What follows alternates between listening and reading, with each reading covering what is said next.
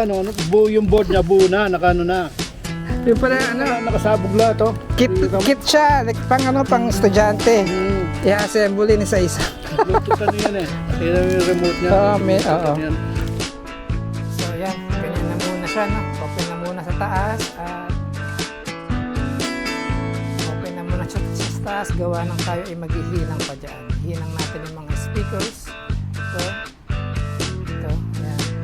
So ito, testing natin, no? Kung uubra siya. Okay. Yun. Wow. Ito, may binigay si Papaya mo. Ito naman yan, may panginginan ko naman. Ipanginang na.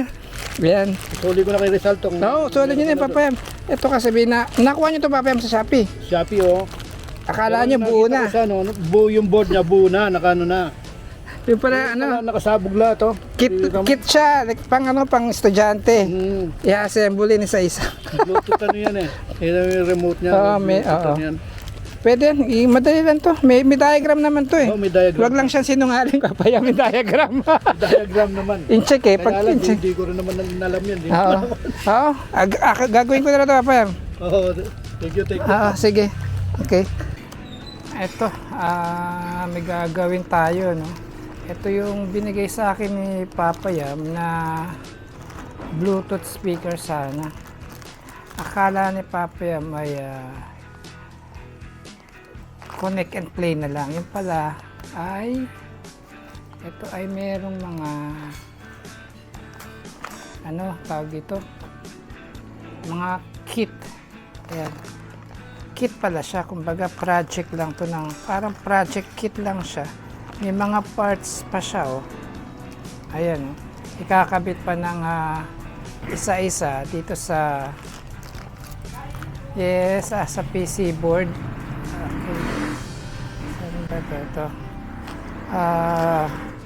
Ito, kakabit pa dito sa PC board isa-isa itong mga IC, mga parts component. Tapos may diagram naman siya, pero diagram lang, pero not the same siya dito sa may kanyang PCB. May mga value na, ay may mga number na siya. Hanapin nyo na lang doon yung kung tulad nito R2, hanapin nyo rito yung R2, doon siya ikakabit ngayon. Yan, so yan, ito ang gagawin natin ngayon. Tatry natin kung uubra. So, yan. Okay na tayo at nakasetup na tayo.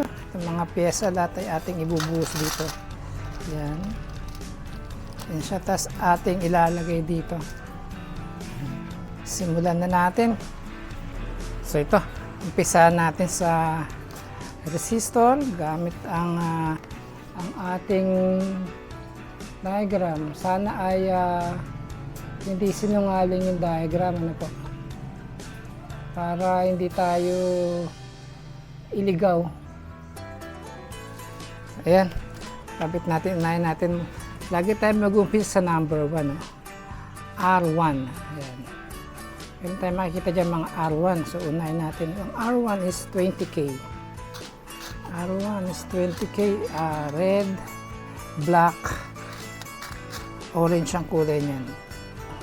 Okay. Hindi naman pala maliligaw yung mga beginners pag gagawin to. Kasi 20K, naka-value na siya. Ito. Red, black, black, red, brown. So, hanapin na lang natin dito yan. Red, black, black, brown. Red, black, black, red. So, ito.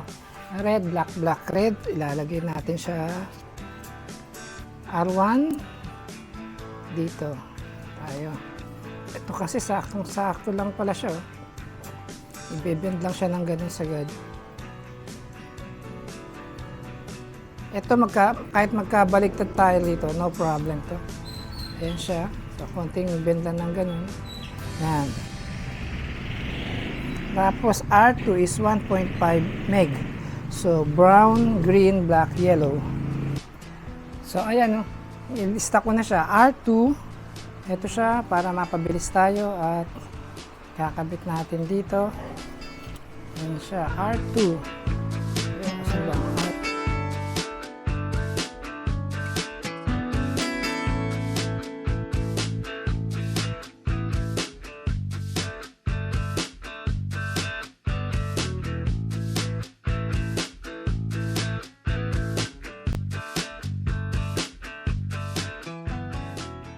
Ayan, natapos na tayo sa resistor. Dito naman tayo sa capacitor.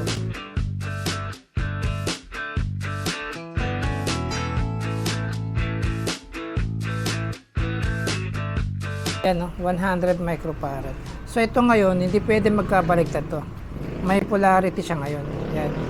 Naka-indicate naman dito kung ano yung negative. Tulad yan, may guhit na yan. Negative yan. So, dito rin may nakalagay na negative. Susundan lang yun. Walang kaligaw-ligaw mga estudyante ngayon.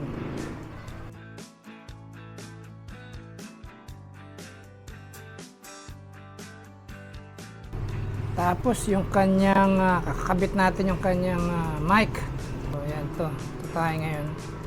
Meron din polarity ito, positive, negative. Hindi malaman kung saan dito ang positive, negative. Magsing haba lang ng pin. Ito mga ganitong condenser mic. Dito sa kanyang PC board ay mayroong positive o negative signs. Pero dito sa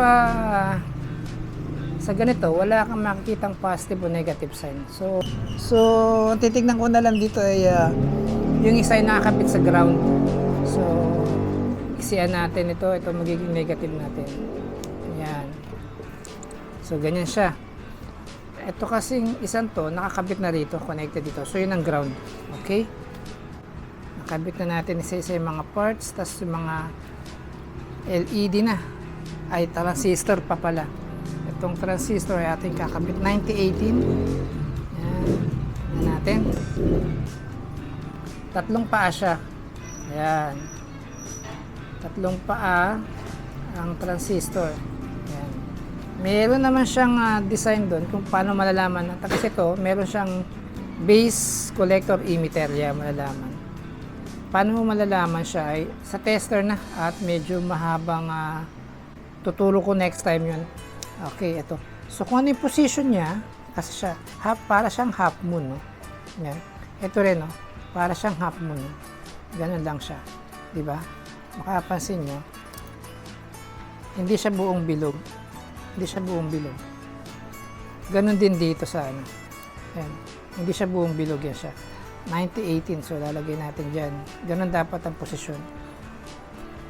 Hanap pa ng ibang pyesa at itong kanyang potentiometer. Itong kanyang sensitivity adjustment. So yun, may 3 paa. Okay lang naman, di magkakabali-baliktad. Ito at may 3 paa siya ron.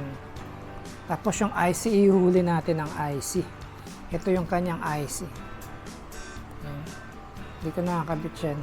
Okay? So ito ay kakabit natin ng mga LED. Ang mapapansin nyo, isang mix, isang mahaba. Ang mahaba dyan ay ang positive. So, ayun, ito dito, nakalagay naman pala, no problem. Positive, negative ang nakalagay doon. So, basta yung sa mahaba, doon lalagay sa positive. So, ilalagay na natin to lahat. Mahaba.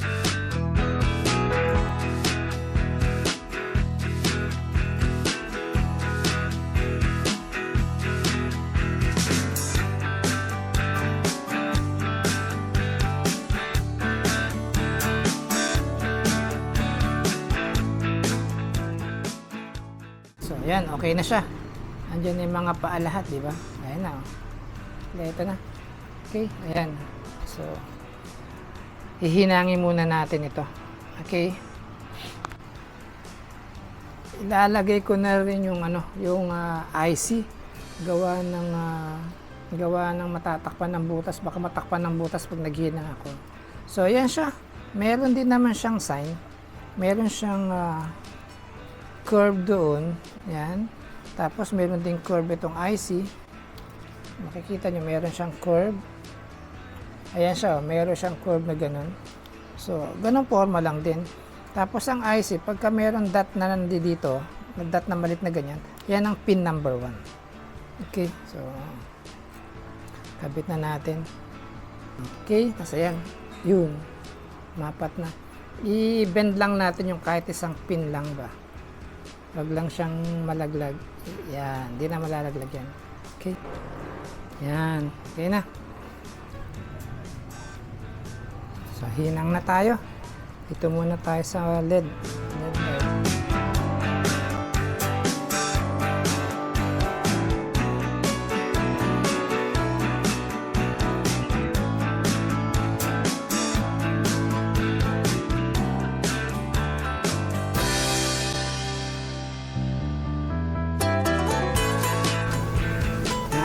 natin, putulin natin yung mga paa one by one.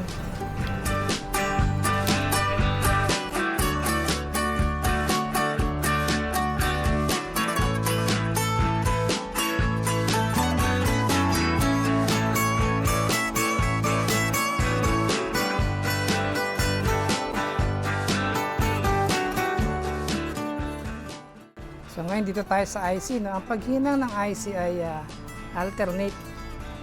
Dito pag ganun, wag yung sunod-sunod na dikit. Kumbaga, tignan nyo itong aking gagawin. Ano? Isa rito. Ayan. Tapos isa rito. Kumapit. Ayan. Isa rin dito. Ayan. Kumbaga, wag yung sunod-sunod ng hinang. Basta't alternate lang siya. Kasi ang IC kasi isa na rin ano yan eh. Isa na rin siyang PCB nasa loob na napaka-sensitive.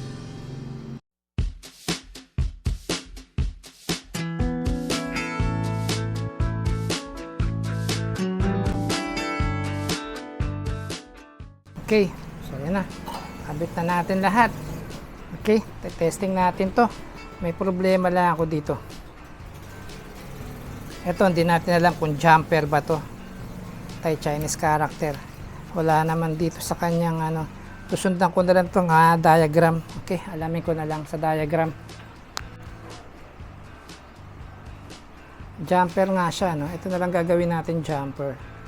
Ito mga pinagputulan nating pins. Ito ang gagawin natin jumper ngayon. Jumper nga siya, okay. Ating ilalagay. Oops, nalaglag. Okay.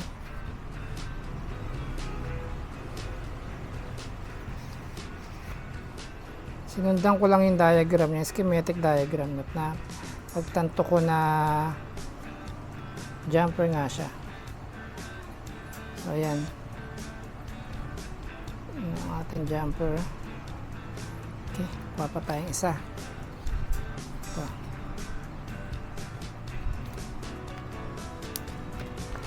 Okay, natapos na natin itong board. Nakabit na natin mga parts. Okay. Okay na. Na yung ating gagawin yung pinaka-enclosure. Ito. Okay.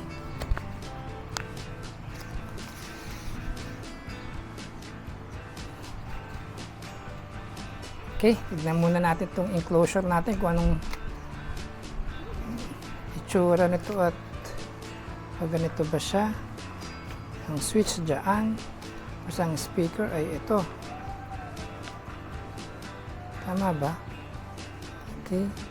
Ganyan natin. So, ito ngayon ay ating ipa-power supply. No? I-test natin yung sensitivity nito. Kasi ito sound dependent siya para umilaw. So, nilagay ko yung mic sa likod tsaka yung control. Para kasi pagka nandito na siya sa... Saan ba yung kanyang ano? Ito. Pag nandito na siya at makokontrol ko yung kanyang ano, sensitivity. Kaya nilabas ko dito yung kanyang sensitivity control. So, itetest natin. Sana umubra, no? 3 volts kasi daw to. 3 volts siya. May tanong pa nga ako sa sarili ko yan. Wala. Teka muna. Wala. Dapat to. Yun. Okay. So, yun. Nakikita nyo, no? Yan, no? Pagka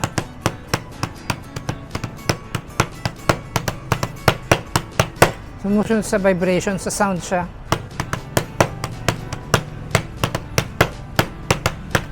So, okay na siya. No problem tayo dito. Ngayon, ang tanong ko ang nakalagay sa kanyang diagram ay 3 volts.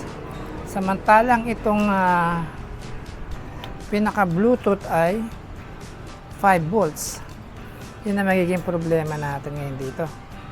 So, titignan ko to kung anong mangyayari. Ipa-power up ko tong Bluetooth speaker. Tignan natin kung wala. Hindi ata kayang i-drive ang tanong. Yun lang. Wala ring ilaw sa remote. Hindi ata gumagana. Walang ilaw. Wala. Oh. Patay. Ha.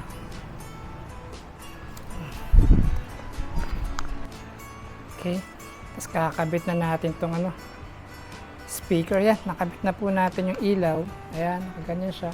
Transparent pala siya no? Kaya pala try natin ikabit to. Ngayon. Speaker tayo ngayon na. Speaker na. Kabitan natin yung ilaw tsaka yung pinaka Bluetooth. So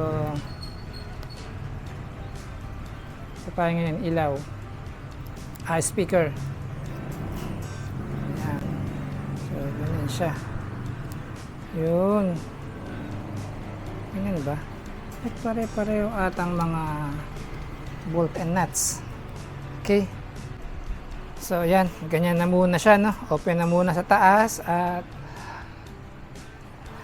open na muna siya sa taas. Gawa ng tayo ay maghihinang pa dyan. Hinang natin yung mga speakers. Ito.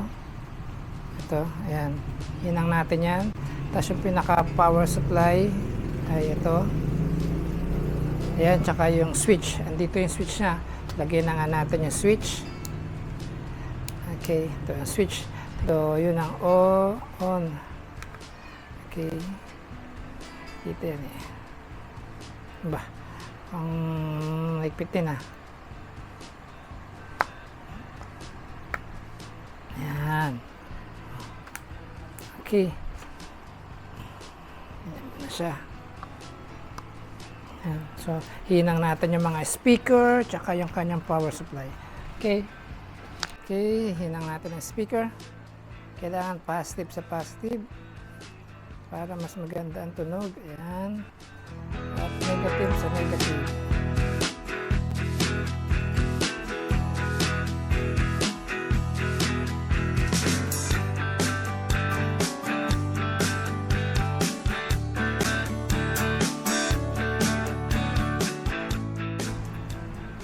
Okay, kabit na natin ang mga speaker. Kakabit naman natin ang kanyang power supply na positive negative. Ayan. Okay. Okay, ito. Sasacrifice natin ito. Meron tayong isang ganito. Okay, ayan. Ito ang gagawin natin pinaka power supply niya.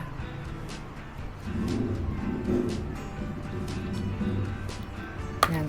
So, ipapasok natin doon. Ayan. Tapos siguraduhin lang nakabuhol, para hindi siya mabatak. Okay. Ayan. Ay, gagawin natin itong kanyang power supply. Ayan. Okay, wait lang. So, ito. Testing natin, kung uubra siya. Okay. Ayun. Bluetooth is started. Please connect. Oh. Tignan nga natin sa Bluetooth. Kaya, wait. Test natin sa Bluetooth. Ang tanong, kung magpi-pair ba siya? Hanapin natin kung mag-pair siya. Okay, ano ba to? Bluetooth on. Wala naman. Alin kaya? Ito, YM069. Tignan nga natin.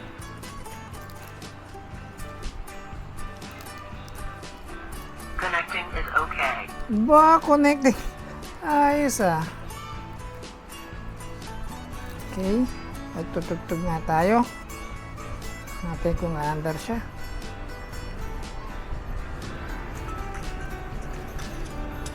Yun na yun.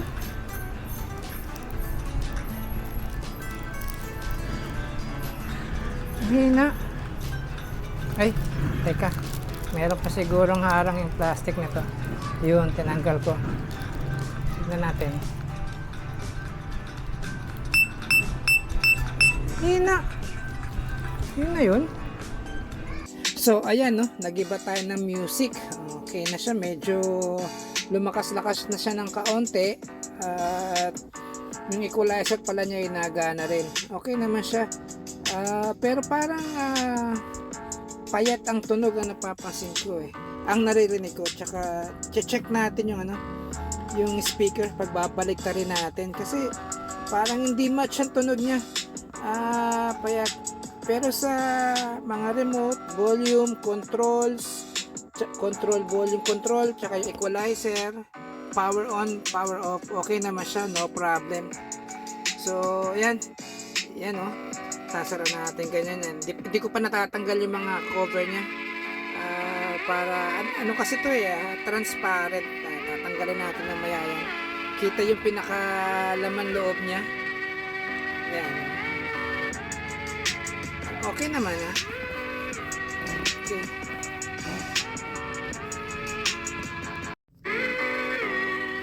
Okay, no? Hindi ko lang alam kung magkano na ni Papa Yam to, no? Pero yung mga Bluetooth na ganito kaliliit, meron ding magaganda at murang price. Ito pang hobby lang talaga. Yan na siya, Yan ang pinakatugtog niya, music niya. Gumagana naman, kaya lang sayang may pundidong dalawang LED niya.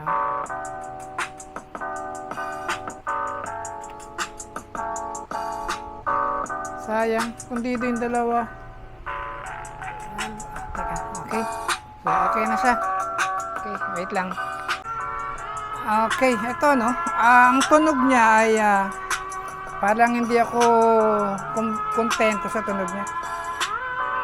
Tama naman yung kabit ko ng mga speaker, positive, negative sa positive, negative sa negative. So minsan kasi pagka ganyang payat ang tunog,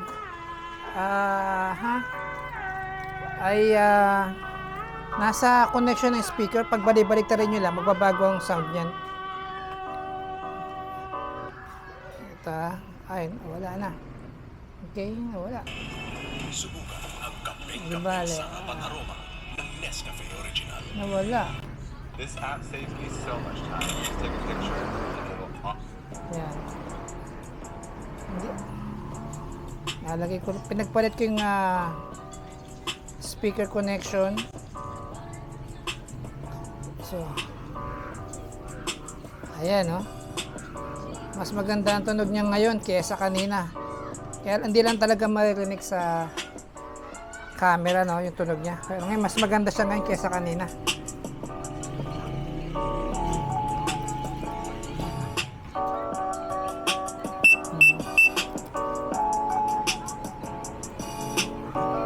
Yan.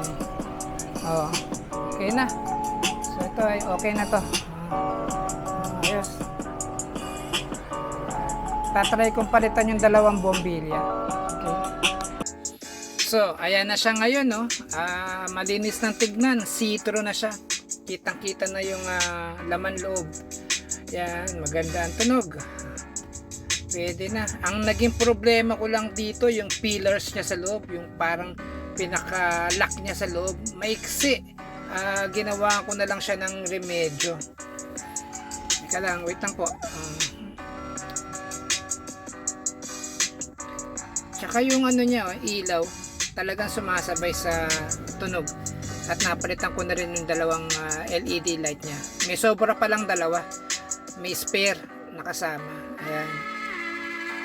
Ayan, dalawang speaker tumutunog. Maganda siya. So, hanggang dito na lang po. At salamat at natapos natin. Happy na si Papa Yam. Okay. Salamat.